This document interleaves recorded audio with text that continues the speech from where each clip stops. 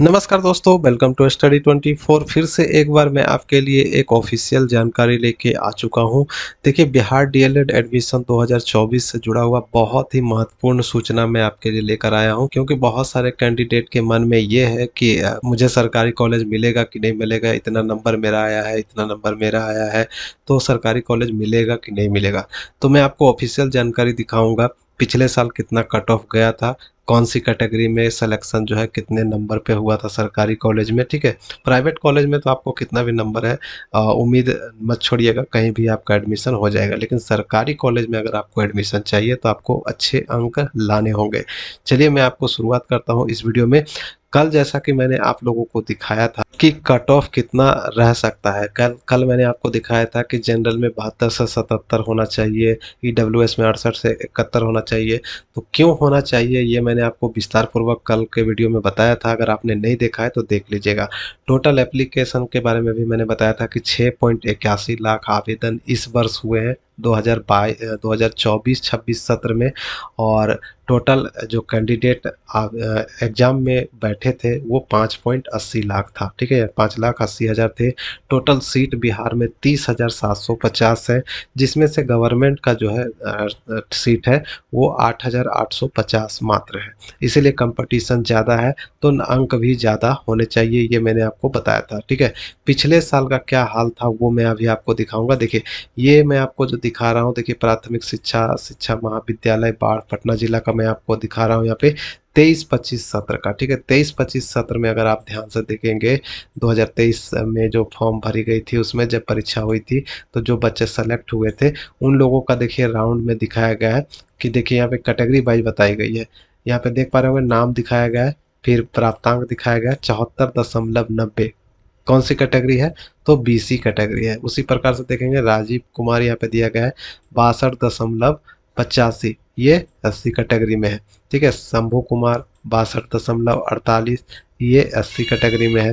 फिर उसी प्रकार से आप नीचे भी देख सकते हैं 62.15 ईबीसी उर्दू, 59.17 ईबीसी उर्दू, 56% इसमें आपका जो देख सकते हैं कि उर्दू में दिया गया है। फिर 48.23 नंबर जो दिखाया गया है वो उर्दू पे दिखाया गया है। उसी प्रकार से आप देखेंगे सुरभि कुमार यहाँ पे नाम दिखाया गया है, और परसेंटेज वगैरह, सॉरी नंबर वगैरह जो है दिखाया गया है, और कैटेगरी इधर दिखाई गई है। और यही हाल जो है हर जगह का है। ठीक है, ऐसा नहीं कि ये जो मैंने अभी आपको पटना का दिखाया कि सिर्फ पटना में ही यही हाल है।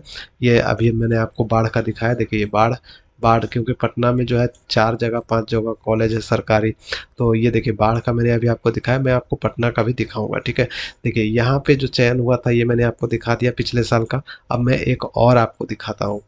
अब देखिए मैं दिखाता हूँ प्राथमिक शिक्षक शिक्षा महाविद्यालय महेंद्रू पटना का दिखाता हूँ। ठीक है, यहाँ का भी देख लीजिए आप। यहाँ पे देखिए दिखाया गया है, ये देखिए नोटिस वगैरह जो है यहाँ पे दिया हुआ है। तो मैं आपको एक डाउनलोड करके दिखाता हूँ। देखिए, प्रथम चयन सूची से नामांकन दिनांक 28/12/2023 से दिनांक 23/12/2023 तक का पिछले साल का देखिए यहाँ पे दिया गया है। तो यहाँ से भी सिलेक्शन लिस्ट में आपको एक डाउनलोड करके दिखा देता हूँ, ताकि आपको पता चल जाए कि जो मैंने अभी आपको दिखाया वो बिल्कुल सही है। देखिए यहाँ पे ये जो है दिखाया गया है कि कौन कौन से डॉक्यूमेंट आपको लगेंगे, और यहाँ पे जो दिखाया गया है देख पा रहे होंगे कि यहाँ पे दिखाया गया है ये चयन लिस्ट कि कितने अंक पे किसका चयन हुआ है। देखिए यहाँ पे रवीश कुमार दिया गया है, रोल बोर्ड का आवेदन संख्या भी दिया गया है, जन्म तिथि भी दी गई है, स्कोर कार्ड भी दिखाया गया है, स्कोर प्राप्तांक दिखाया गया 77.83। साइंस सब्जेक्ट कोटि जो है वो आपका कैटेगरी बीसी है, डिपेंडेंट ऑन ईयूआर। तो इसी प्रकार से जो है आप देखेंगे तो सब जगह जितने भी सरकारी कॉलेज हैं, मैंने लगभग सारे के सारे वेबसाइट चेक किए हैं, सब में 2 नंबर 4 नंबर आगे पीछे है, लेकिन 70+ ही ज़्यादातर जो है बीसी जनरल का जो दिया गया है वो 70+ से होंगे, तभी आपका जो है सरकारी कॉलेज में एडमिशन हो सकता है। ये तो मैंने आपको पिछले साल का दिखाया रिकॉर्ड, इसलिए कि पिछले साल में जो है आवेदन जो है बहुत कम हुआ था। ठीक है, पिछले साल की बात करें तो लगभग जो है 3.5 लाख के आसपास जो है वो आवेदन हुआ था। ठीक है, 3.5 लाख के आसपास जो है वो आवेदन हुई थी, और इस वर्ष जो है 6.81 लाख आवेदन हुए। तो सोच सकते हैं इस वर्ष भी कंपटीशन जो है बहुत ज़्यादा है। और पिछले साल में मैंने अभी आपको बताया कि 3.5 लाख से के आसपास जो है आवेदन हुए थे, उसमें से कुछ अभ्यर्थी नहीं बैठे थे परीक्षा में, लगभग, लेकिन 3 लाख के लगभग जो है परीक्षा में बैठा था। सोचिए जब 3 लाख में 70 के ऊपर गया था, तो इस बार से तो परीक्षा में ही 5.80 लाख, यानी कि 5.80 लाख, 5,80,000 लोग इसमें परीक्षा में बैठे हैं, तो पास भी बहुत ज़्यादा होंगे। इसलिए जो है इस वर्ष जो है कैंडिडेट का स्कोर कार्ड जो है, कट ऑफ मार्क्स जो है वो हाई जाएगा, ठीक है, हाई इसलिए इस वर्ष जाने वाला है। बात करें कि देखिए बहुत सारे कैंडिडेट का एक भ्रम भी है परीक्षा से जुड़ा हुआ है, क्योंकि बहुत सारे कैंडिडेट को देखिए किसी का 60 नंबर आया है, किसी का 63 नंबर आया है, किसी का 65 आया, किसी का 70 आया, 74 आया, 75 आया। तो ये जो है आपका नंबर, ये अभी आंसर कीज के अनुसार है, तो ये नंबर आपका परफेक्ट नहीं है। इसमें जो है घट भी सकता है, बढ़ भी सकता है। क्यों? क्योंकि परीक्षा में जो है नॉर्मलाइजेशन की प्रक्रिया अपनाई गई है। देखिए यहाँ पे नोटिस में जो एडमिशन नोटिस थी, विज्ञप्ति थी, उसमें साफ-साफ बता दिया गया था, देख सकते हैं, डीएलएड संयुक्त प्रवेश परीक्षा 2024 के आयोजन के संबंध में आवश्यक सूचना। तो इसमें अगर आप ध्यान से देखेंगे तो परीक्षा के बारे में बताया गया था कि न्यूनतम आहारक अंक अंक जो है आपका मिनिमम क्वालीफाइंग मार्क्स जो है 35% अंक लाना अनिवार्य था, और जो रिजर्वेड और महिला कैंडिडेट थी, उन लोगों को 30% अंक लाना अनिवार्य था। इससे जितने भी नीचे अंक जिनका है वो तो ऐसा ही फेल हो गए, उनको सिलेक्शन का तो चांस ही नहीं है, जो 35% से या 30% से कम अंक लाए हैं, ठीक है। यानी कि यहाँ पे जो परसेंटेज बताई गई है, परसेंटेज के अकॉर्डिंग देखें तो 35% जो है जनरल कैटेगरी के लिए दिया गया है, यानी कि 42 अंक से ऊपर आपका होना चाहिए, तभी आप जो है पास माने जाएंगे, ठीक है। अगर 42 अंक से नीचे है तो आप फेल माने जाएंगे। बाकी जो रिजर्वेड कैटेगरी है, जैसे कि बीसी, ईबीसी, एससी, एसटी जो कैंडिडेट हैं, उन लोगों के लिए 30% अंक होने चाहिए।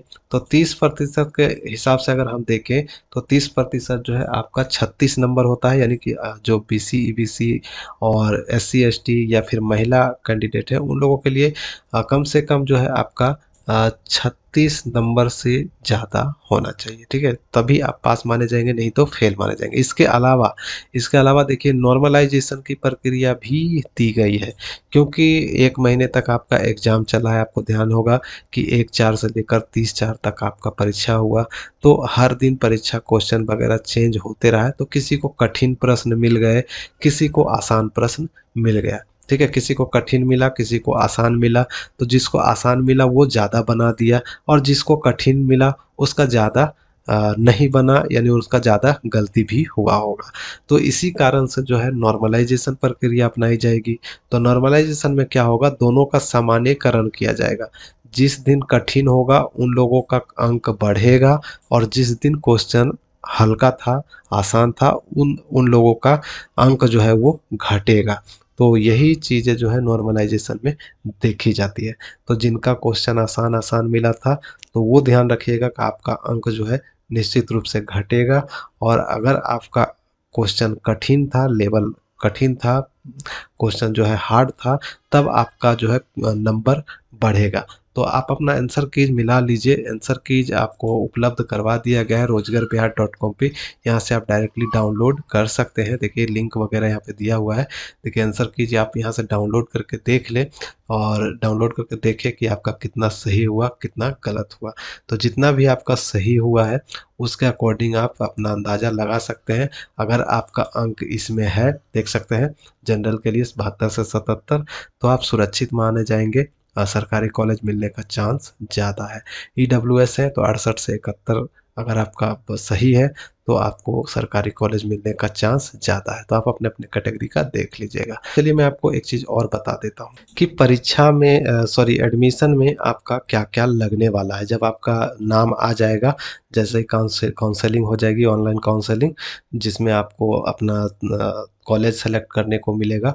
जब ये आपका डेट आ जाएगा रिजल्ट के बाद, तो आप जब कॉलेज सेलेक्ट करेंगे, तो अगर आपको इंटीमेशन लेटर मिल जाता है, यानी नामांकन पत्र मिल जाता है, तब आप उसको लेकर अनुसार जिस भी कॉलेज का आपको आवंटन मिलता है, जिस कॉलेज में आपको एडमिशन लेना है, उस कॉलेज में आपको क्या-क्या डॉक्यूमेंट लेके जाना है, ध्यान दीजिएगा। 1 नंबर में तो नामांकन हेतु संस्थान द्वारा उपलब्ध कराया गया नामांकन पत्र, यानी बिहार बोर्ड द्वारा जो इंटीमेशन लेटर मिलेगा रिजल्ट के बाद, काउंसलिंग के बाद, वो आपको देना होगा। फिर बीएसईबी द्वारा पटना के वेबसाइट पर आवेदित आवेदन पत्र 2 प्रति में, जो आपने एंट्रेंस एग्जाम के लिए आवेदन पत्र भरा था उसका 2 फोटोकॉपी लगेगा, ठीक है। फिर आपका बिहार बोर्ड द्वारा प्रदत्त प्रशिक्षण महाविद्यालय अलॉटमेंट लेटर 2 प्रति में, जो आपको अलॉटमेंट लेटर मिलेगा रिजल्ट और काउंसलिंग के बाद, तो वो आपको देना होगा 2 कॉपी में, ठीक है। फिर डीएलएड कोर्स हेतु प्रवेश परीक्षा स्कोर कार्ड की 2 कॉपी आपको लगेगा। स्कोर कार्ड जो आपका रिजल्ट आएगा उसका स्कोर कार्ड का आपको 2 फोटोकॉपी लगेगा। फिर मैट्रिक और इंटर का अंक पत्र और प्रमाण पत्र की मूल प्रति।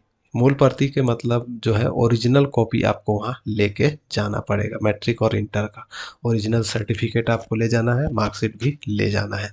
और विद्यालय अथवा महाविद्यालय द्वारा निर्गत महाविद्यालय परित्याग प्रमाण पत्र, यानी कि सीएलसी या एसएलसी की मूल प्रति आपको देनी होगी, ठीक है। एसएलसी या सीएलसी का आपको ओरिजिनल कॉपी वहाँ पे जमा करना पड़ेगा। इसके अलावा आवासीय प्रमाण पत्र भी देना होगा। अगर आप आरक्षित श्रेणी से हैं तो जाति प्रमाण पत्र भी देना होगा। अगर आप एनसीएल कैटेगरी में आते हैं तो एनसीएल रहित अगर आपका सर्टिफिकेट है तो वो भी आपको देना होगा। ईडब्ल्यूएस प्रमाण पत्र अगर आपके पास है तो वो देना होगा, और वो 23-24 का होना चाहिए, सॉरी 24-25 का होना चाहिए। ये मैं आपको पिछले वर्ष का दिखा रहा हूँ, यही सब चीज़ें जो है इस वर्ष भी लगेंगी। दिव्यांगता प्रमाण पत्र, अगर आप दिव्यांग हैं तो दिव्यांग सर्टिफिकेट आपको लेके जाना होगा। फिर आपको एक शपथ पत्र भी नोटरी से बनवा कर लेकर जाना होगा। 4 पासपोर्ट साइज रंगीन फोटोग्राफ भी लेके जाना होगा। अगर आप ग्रेजुएशन, पीजी वगैरह करके कर रखे हैं तो उसका भी सारा सर्टिफिकेट जो है आपको 2 फाइल में बना के जमा करना होगा, ठीक है। अब देखिए, बात करें कि उपरोक्त सभी प्रमाण पत्रों की स्वयं अभिप्रमाणित 6 प्रति 2 प्रति में तो लगेगा ही, साथ में आपका जनरल बीसी, ईबीसी अभ्यर्थियों का 11,500 रुपये जो है फीस है, नामांकन शुल्क है, वो आपका 1 साल का है, वो आपको जमा करना पड़ेगा कॉलेज में। फिर आपका जो है पीएच और एससी एसटी कैंडिडेट, जिनको कि 7,000 रुपये लगेगा फर्स्ट ईयर में, जिनका 14,000, कहीं पे 16,000 लगता है, तो कहीं पे 8,000 आपको लगेंगे, कहीं पे 7,000 लगेंगे। तो आपका जो शुल्क है वो भी आपका बैंक ड्राफ्ट के माध्यम से, देखिए राशि बैंक डिमांड ड्राफ्ट के माध्यम से दे होगा, ठीक है। तो इसी प्रकार से जो है आपको हर कॉलेज में जहाँ भी आपको मिलता है आपका अलॉटमेंट लेटर के अनुसार, वहाँ आपको एडमिशन लेना पड़ेगा। तो उम्मीद करता हूँ दोस्तों जानकारी आप लोगों को क्लियर हो चुकी होगी। तो वीडियो को ज़्यादा से ज़्यादा शेयर कर दें, चैनल को सब्सक्राइब कर लें पल पल की अपडेट के लिए। मिलते हैं नेक्स्ट वीडियो में नेक्स्ट अपडेट के साथ, तब तक के लिए बाय, जय हिंद।